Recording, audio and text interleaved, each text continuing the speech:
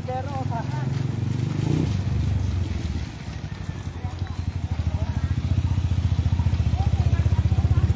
Mas marago ka tamilabot.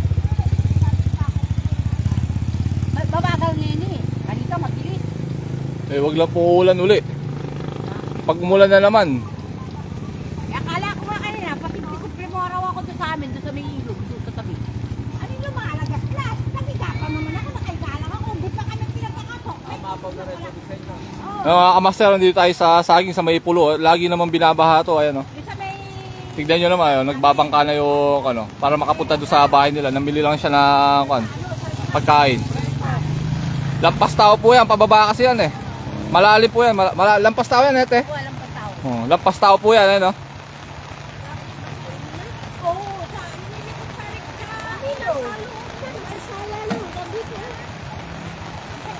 Eh, lampas tao yan ha. Dito po yan sa saging kung kailang yung weather yata, araw na bukas. Akala ko wala na yung bahay. Dito yan sa pulo. Dito sa saging. Ayan o, baha na o. Tapos yung sa kabilang side, sa may planet, sa kabilang daan, papaw na rin kasi yung bukid. Yung bukid doon, umapaw na.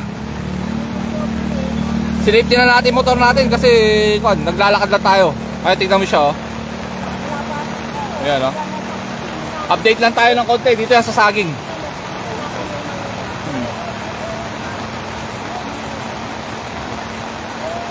Ayan oh. Yan, dito yan sa pulo.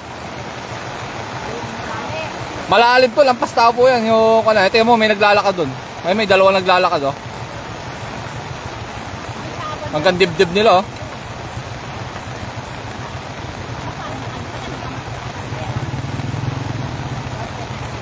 Tapos punta tayo sa tulay ng Bakong Saging doon sa boundary. Ayan. Tapos yung sa kabila sa may planet. Ayan yung sa may planet, baka na rin doon pa na. Pero kung di sana umulan, kaso umulan. Ayan o. Ayan may naglalakad eh no. Humabol pa kung kailangan araw na. Humabol pa yung ulan. Kaya nagbabangkayan no.